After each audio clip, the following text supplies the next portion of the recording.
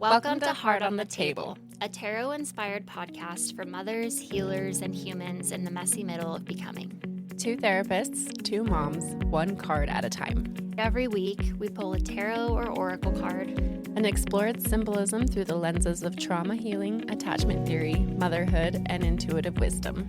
Together, we weave our clinical therapy knowledge with personal connections to motherhood, spirituality, magic, and womanhood. Reflecting on what it means to mother yourself and others across timelines, triggers, and transformations. I'm Bree Levitt, licensed clinical social worker. And I'm Miranda Peterson, licensed clinical social worker. It's part sacred space, part cozy couch chat. Expect laughter, insight, and a whole lot of heart.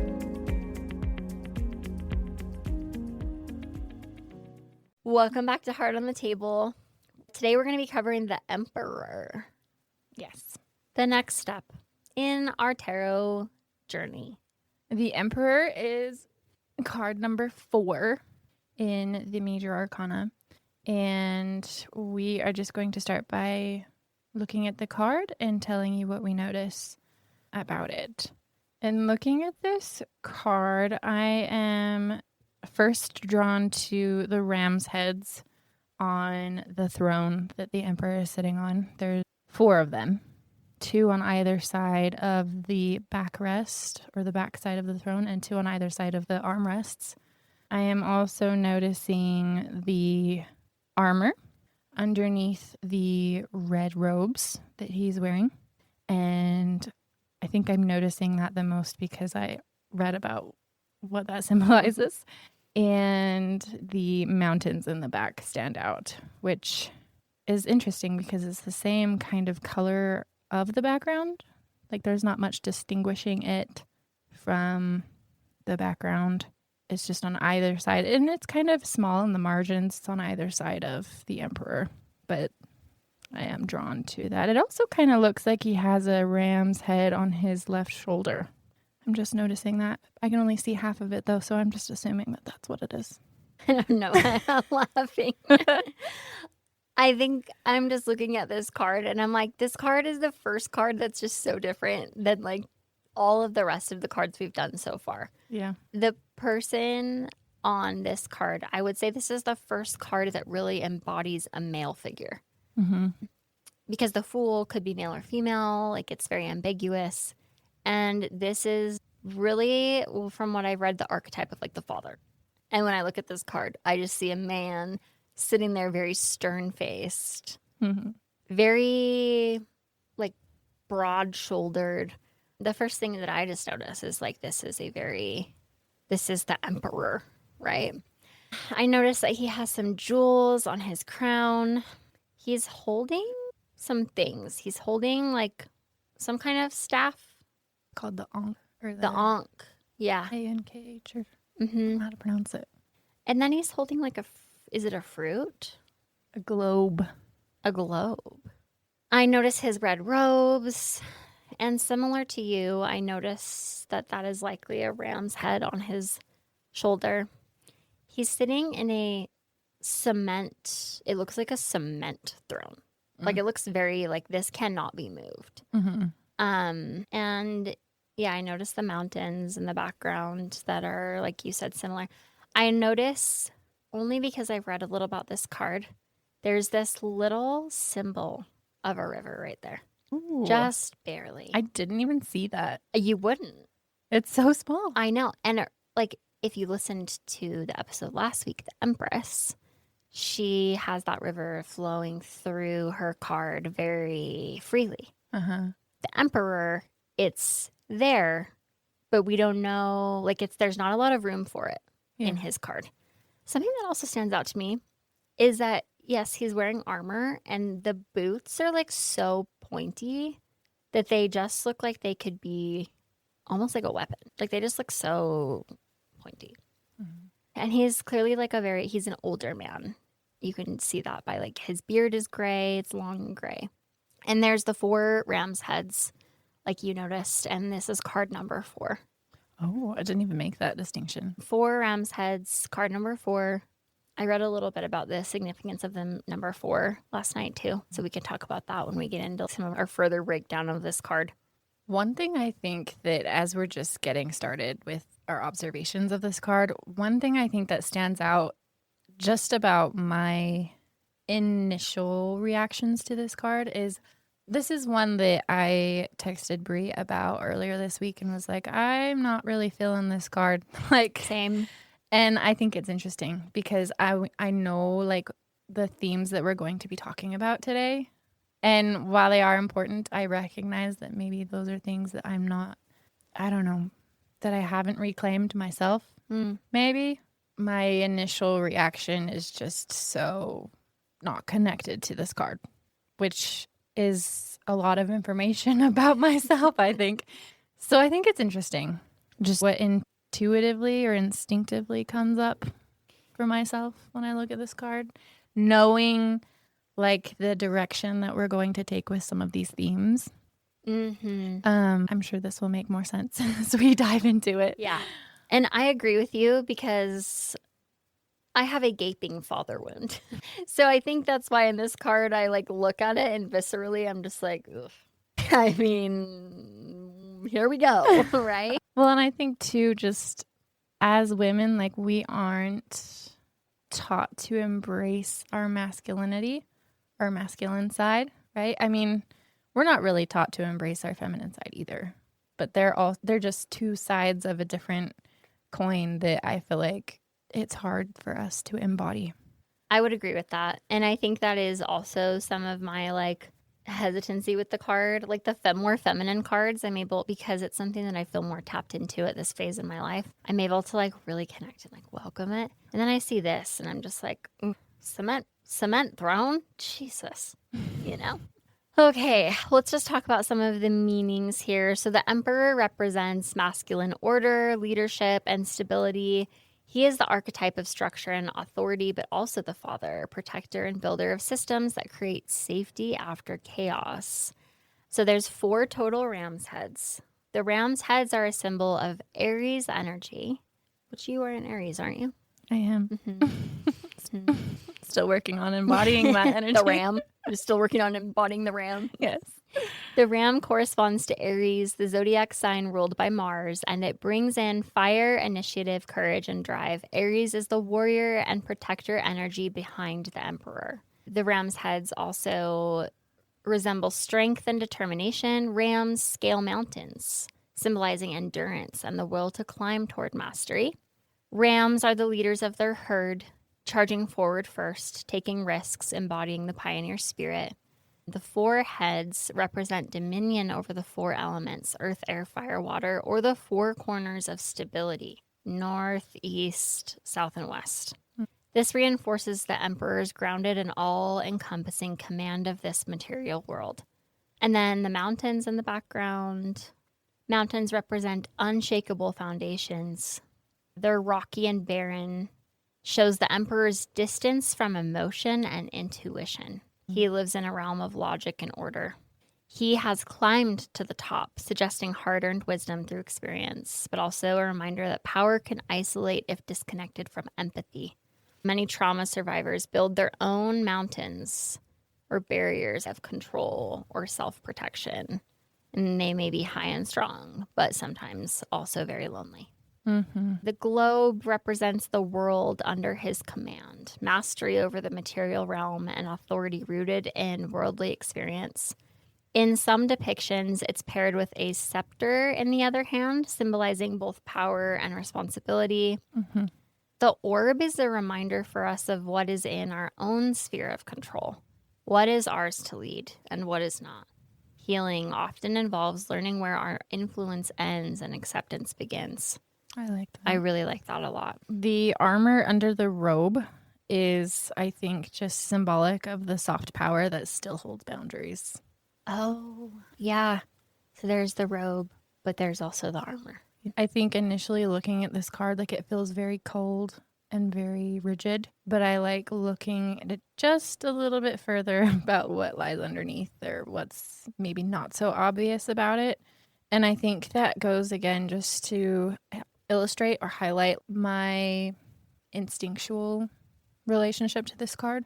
It's a lot easier for me to connect with the last 2 cards, the High Priestess and the Empress on feminine wisdom, because that is what I'm most interested in or what I'm most drawn to.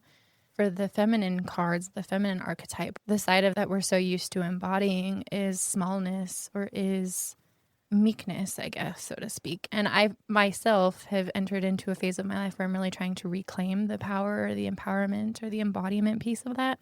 And I think for this card, maybe what is so standoffish about the Emperor is just the feeling of cold, rigid, and indifference. But I think the other side of that maybe we're not instinctually drawn to is like the softness behind that.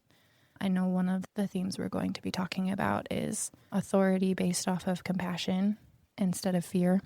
And I think that that's maybe less so prominent in my mind. And so that's not where it initially is drawn to, but is very important to talk about. Yeah.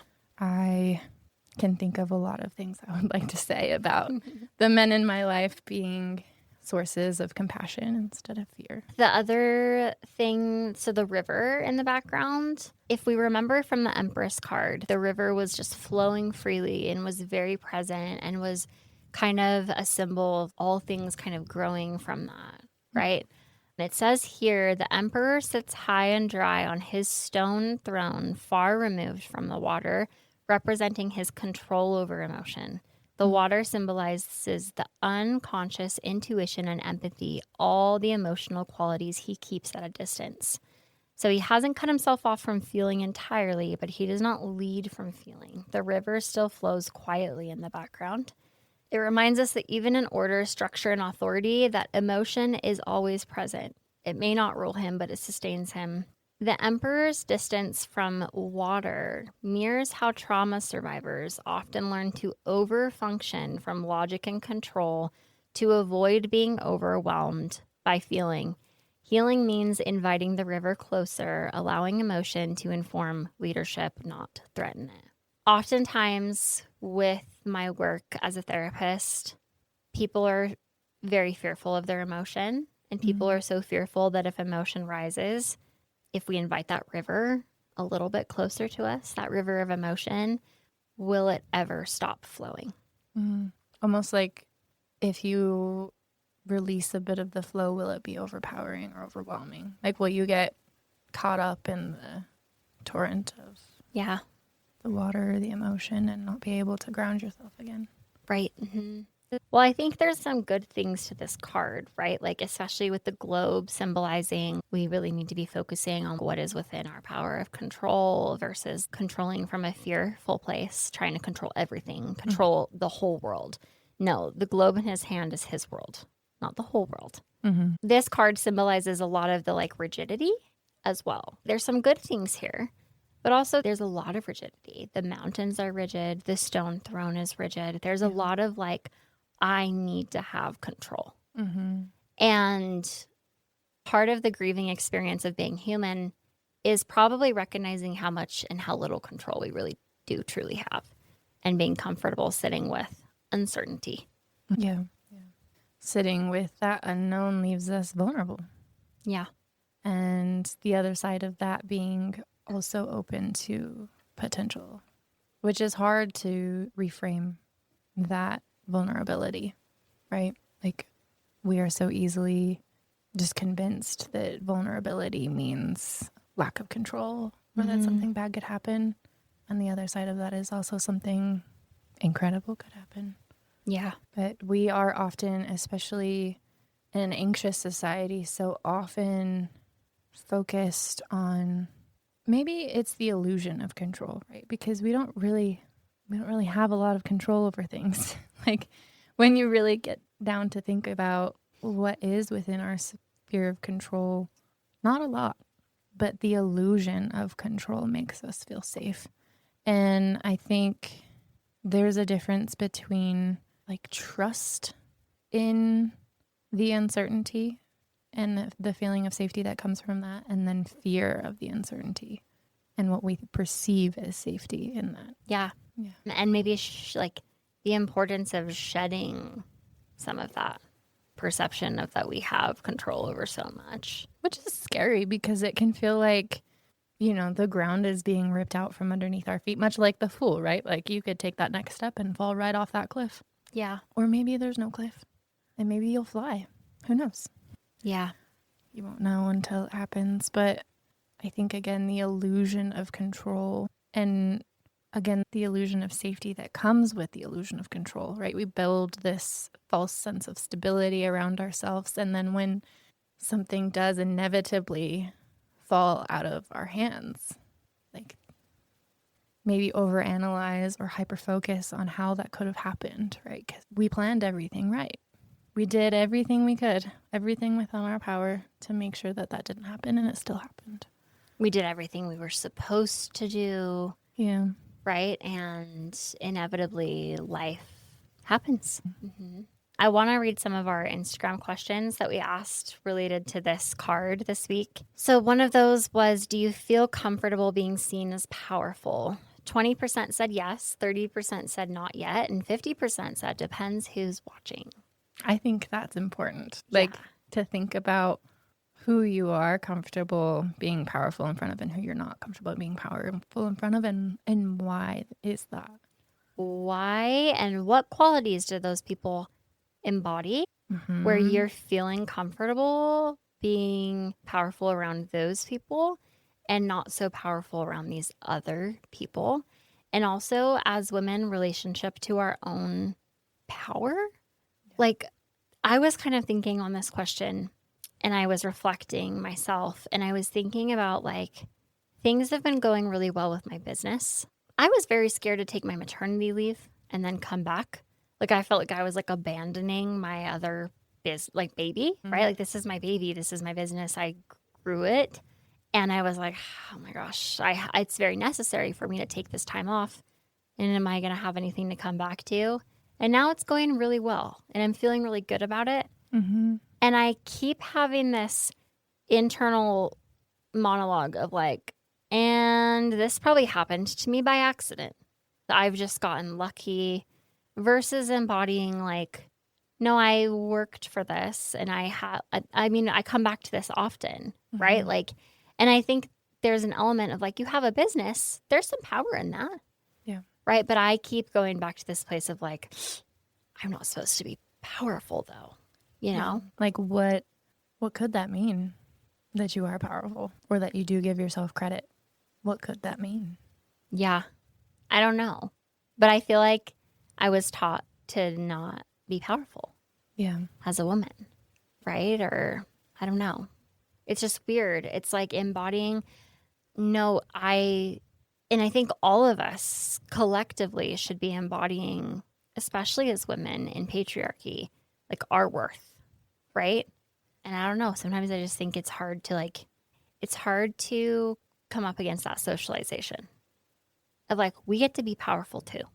We'll be talking about embodying power more next week in our surprise episode on Monday. The next question was, when life feels out of control, do you tighten up routines? 44% of you said yes. And do you pull away or shut down? 56% of you said pull away or shut down. This one was interesting for me to answer on my own because I thought about it for a good long minute and was like, I actually think I kind of do both.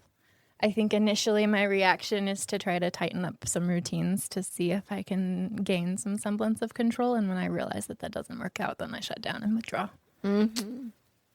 So both. What is shutting down for you? Or what does shutting down look like? I guess an important distinction for myself to make right in this moment as we're talking about it would be the difference between shutting down and surrendering.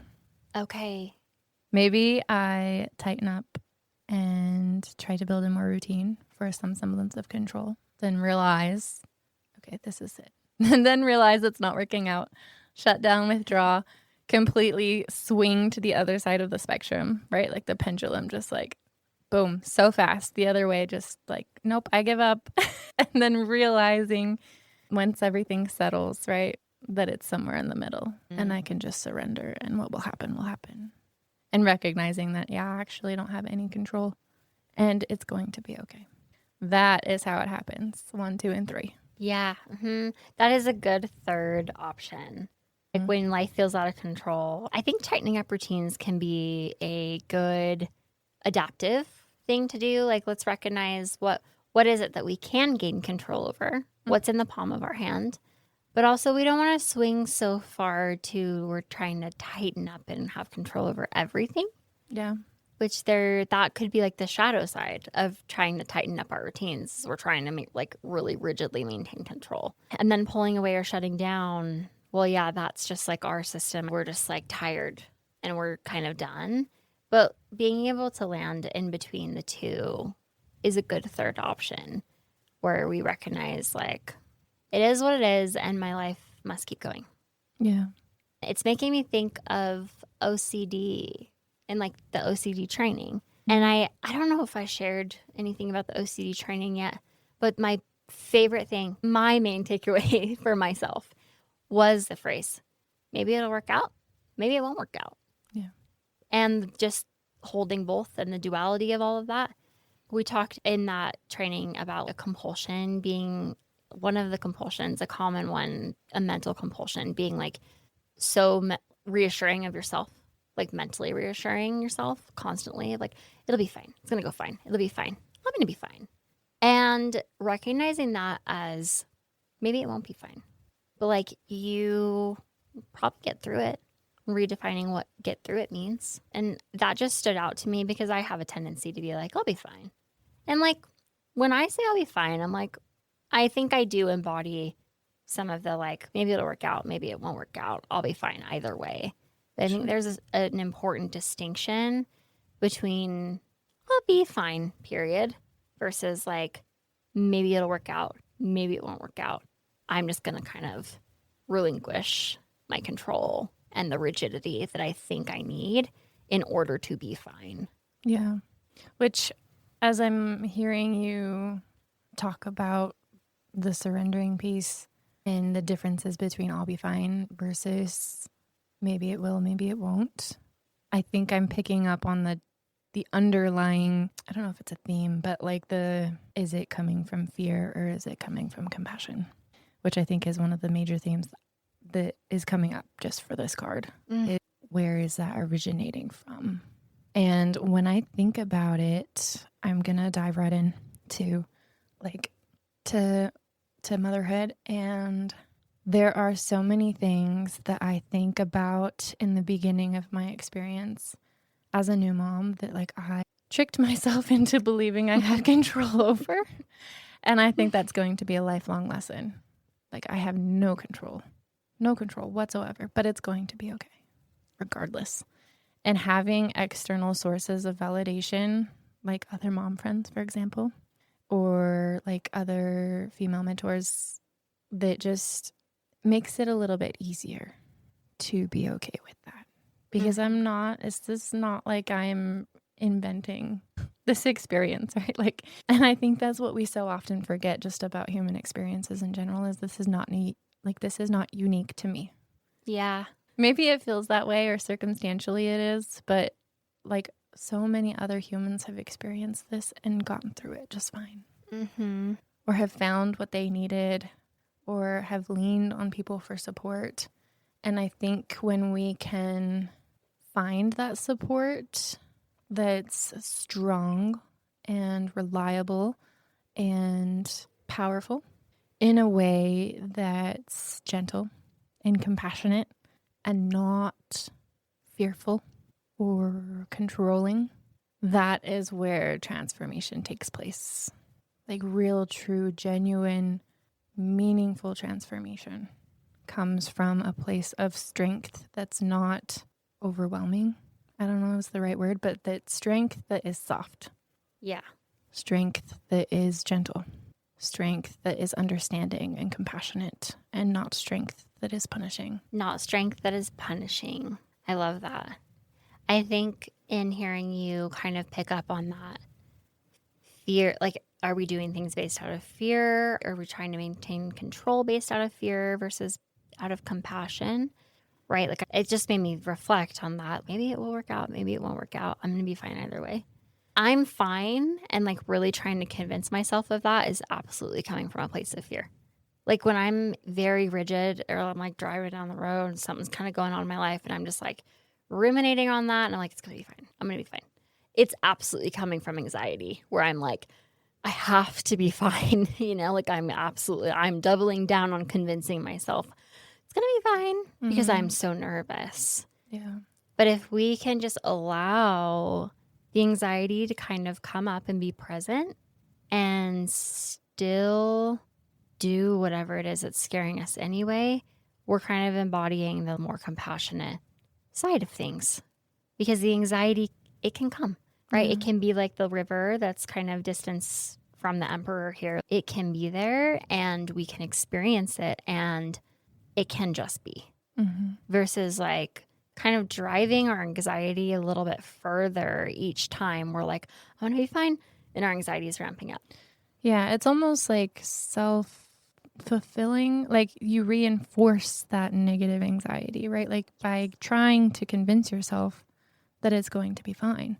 As I was listening to you speak about that and like trying to put it into words, that's what's happening, right? That you're trying to reinforce that anxiety or reinforce the idea that you have control in a situation where you really don't. And allowing yourself, I will acknowledge like it's scary to let your imagination or let your mind run away with the idea of what if it's not fine?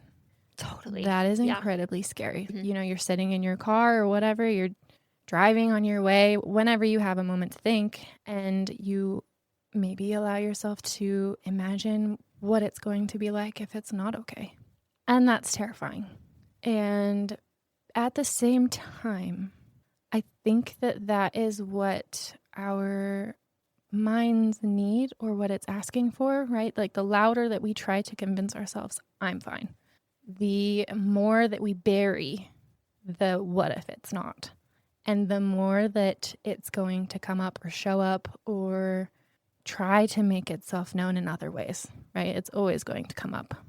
And all it wants is to be listened to. Again, with everything else that we have been talking about in our previous episodes, like this negative side, this shadow side that we don't want to acknowledge, all it wants is to be listened to and validated.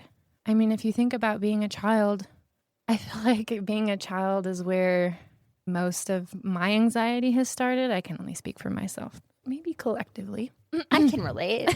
There's two people. Yeah. You can speak for me too. I am no, just kidding. But as a child, especially developmentally, like you start being afraid of things maybe about, I don't know if it's 4 to 6 or 6 to 8. Gotta be 4. Charlie's 4. Yeah, I was thinking starting about to Charlie. get freaked out by things. Yeah, but just like things start to be scary. Yeah. And it's quick. I mean, as a child, those things are real. And it is very quickly, I think, dismissed, but not out of malintent, right? It's just that we're adults. We know there's nothing to be afraid of in the dark, or maybe we don't. But that's what we've convinced ourselves of. So we are trying to convince our child of that. And I think being able to sit with ourselves even in that moment, maybe imagine that we're children again. You can sit with yourself as a child and validate them. Give them the validation that they never received. Give them the time that was just so casually brushed aside, right? Like that is what we need in that moment.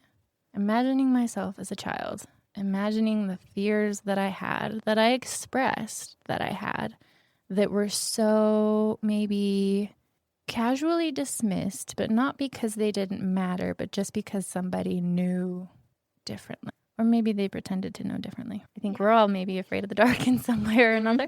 Metaphorically speaking, like the dark is scary. Yeah.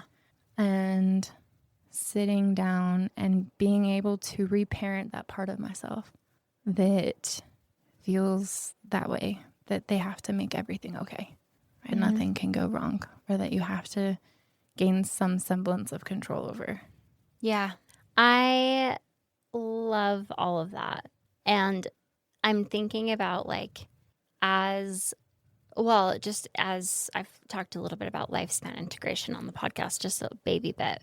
But there's this idea that in lifespan and in really any imagined mean, in meditation, like imaginal exposures, kinds of things that we do as therapists, just maybe you do out on the world, right? Like sometimes I don't think the things that, we do are really so, they've been around a while and then someone like slapped a name on them and said, this is clinical and evidence-based now, Yeah. But I'm thinking about like how in so many of those different modalities, the whole idea is that like our brain cannot differentiate the imagination versus what is real. I always tell my clients, like, such as anxiety, right? Like our brain is sometimes I should even say, such as OCD. Anxiety is usually in response to like a stressor that is likely like happening. You might be going out with friends and you have some stress about like your conversations that you might have to have, or maybe you have a test on Friday and you're a little anxious because you haven't studied, as you should. It's like a life stressor that's like likely, right? OCD is more of a rumination on things that are like very unlikely to happen. Anyway, back to what you were discussing, which is like imagining yourself with your little child self.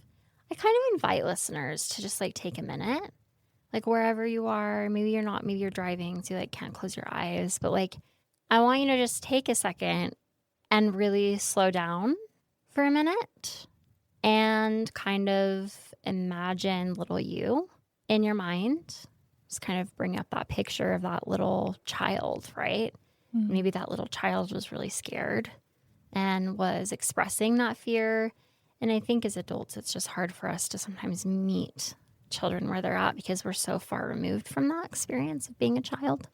We forget how scary and how big the world feels, or how big like a child's room feels in the dark to a child, right? But if you just imagine little you for a moment, like imagine you just as you are today, kind of coming to younger you and comforting little you. And like, what does that feel like? So I'm like, I don't know, maybe you like pause this for a second and really like let your imagination kind of go there with this visual of like you as you are just grown up. Yeah. Like being there and letting the emotions be there with little you and what that kind of feels like, and reflecting on like what need are you meeting for that little child, and how does that in turn impact how you feel as an adult. I love that. And I think too, if you have the space and the time to meet little you, like notice how they show up.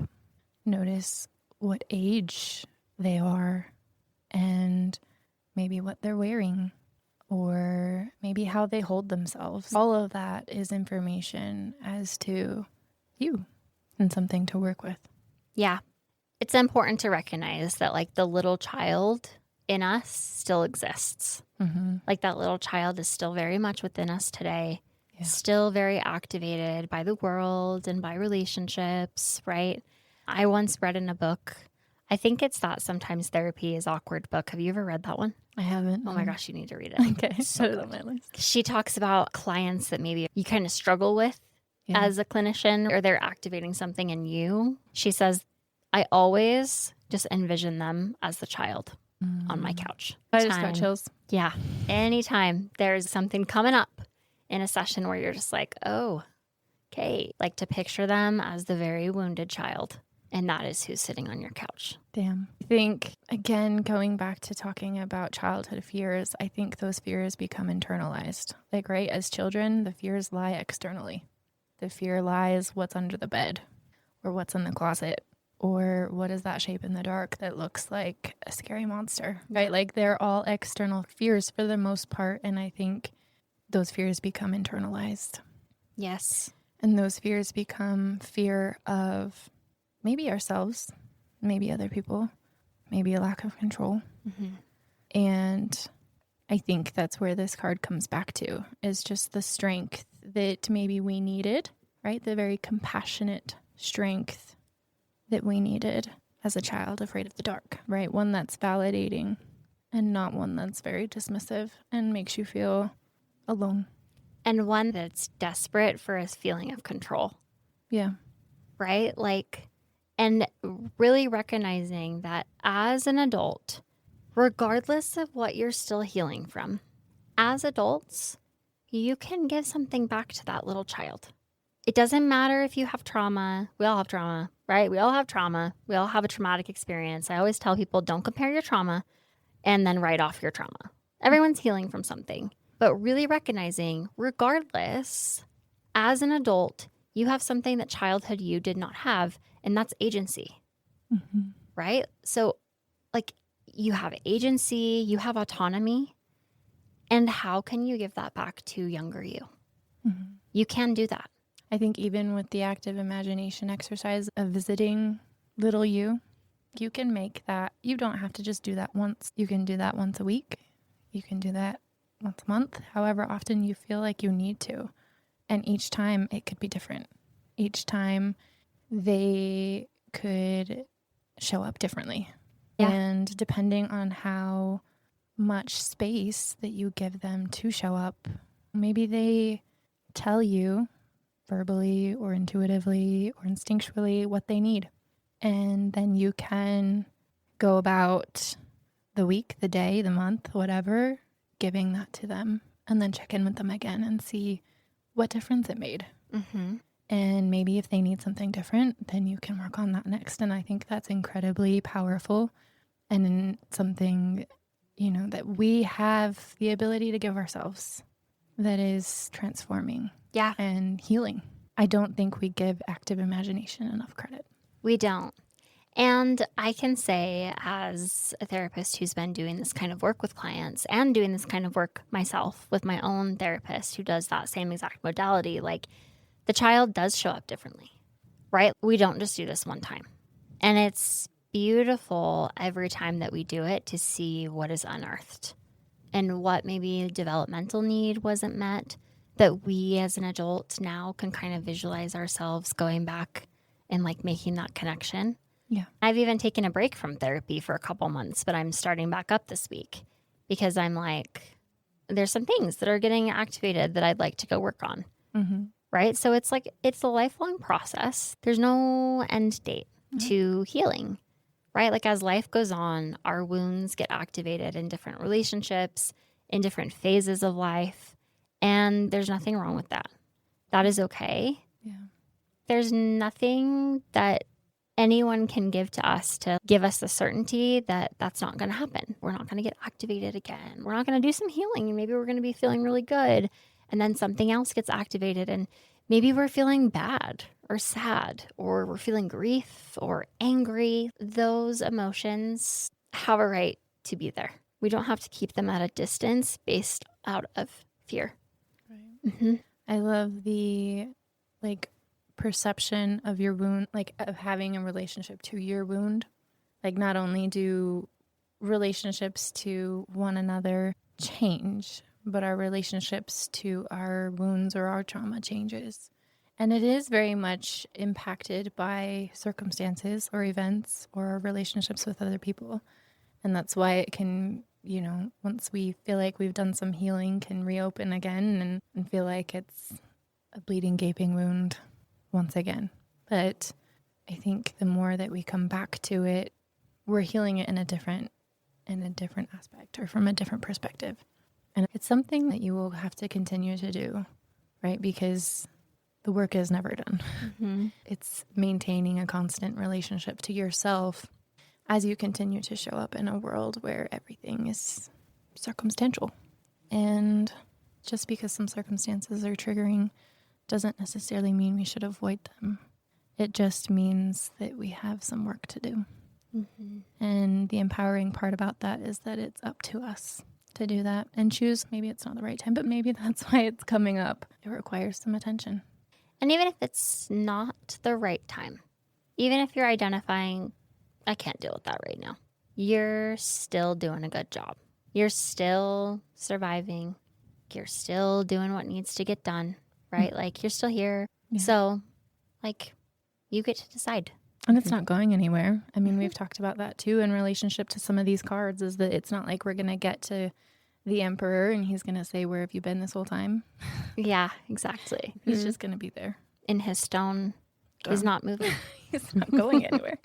Oh, I just wanted to throw this in here because we didn't even get to this. When I set boundaries, I feel strong. 11% of you. guilty, 44%, and 44% feel torn. And I think like Yep. that your call out, right? Like the armor is representative of the boundaries, and boundaries are necessary. Mm-hmm. And so many of us struggle with setting them. Because it means that we're putting ourselves first. And I think, especially as women, where we're taught to take care of everybody else's needs before our own, that's really hard to do. Right. Mm-hmm. And I think that like question also speaks to some of our instinctual fear when we look at this card, because he embodies, maybe in its more like authoritarian sense, he embodies that, like an authoritarian figure. Mm-hmm. But when we can really spend some time with this card, it can embody some softness. Mm-hmm. But also maybe our apprehension is because this is the figure of, I'm gonna set boundaries. Yeah. That is what this card resembles. And if most of us feel a little torn about setting a boundary, or we just feel guilty, we are gonna have that reaction to the card that resembles, I'm gonna set boundaries anyway. Yeah. Mm-hmm. You get to protect yourself, and you get to set boundaries that are necessary. Yes. And that's hard to do if you never had somebody to model that for you. Yeah. That is one of the things that I think I mentioned to you before we started recording, was that I am grateful for the men in my life who have exhibited strength out of a source of compassion and not fear. And I know that they have their own experiences with that as men, and trying to access this very small river of empathy and intuitive wisdom. And that is an experience I can't necessarily speak to myself, right? But I can translate the interactions that I've had with those in my life who do. Mm-hmm. I think just a reflection question today, or I like these kind of in combo with one another, is thinking about, where do you need more structure, and where could you surrender just a little bit more? Oof. I love that one. Yeah. I have a complementary question to that one. What structures in your life create a sense of safety, and which ones create pressure? And can you identify what a healthy masculine energy looks like for you? Okay. I think that wraps up the Emperor today. Thank you so much for listening. Don't forget, if you enjoyed this episode, to give us a review on Apple Podcasts or Spotify Podcasts or wherever it is that you're listening. Don't forget to follow us on Instagram, because we are going to be posting like poll questions, before we record. And then, yes, we also have created a Google form, which you can find as a link in our Instagram bio. And we would just really love to hear your feedback, your thoughts, your ideas. It's really meaningful to us. We enjoy getting together and talking about all of the wonderful things that we've heard over the week, or every 2 weeks that we get together. And we just really value your input, and we want to create this community. Again, we hope to create in-person events in the new year, and we want to really be intentional about the community that we're creating. We also want to share that we have a special episode coming on Monday, October 27th. So stay tuned for that. And we're so excited about this special bonus episode. We hope that you enjoy it as much as we did recording it. thanks for listening. Thank you so much for joining us in today's conversation. We hope this space offered you a spark of meaning, a reminder of your own strength, or simply the comfort of knowing you're not alone in the messy middle of becoming. If you enjoyed this episode, we'd love for you to share it with a friend, subscribe, or leave us a review. It helps this little community grow. You can also find us on Instagram and TikTok at Heart on the Table Pod, where we share more reflections, tarot pulls, and behind-the-scenes glimpses of the podcast. Until next time, may you keep noticing the magic woven into your everyday life. Please remember, while we are both licensed clinicians, this podcast is not therapy and does not create a therapeutic relationship. The conversation's here for educational and reflective purposes only. If you are seeking mental health support, we encourage you to connect with a licensed provider in your area. Thanks for listening.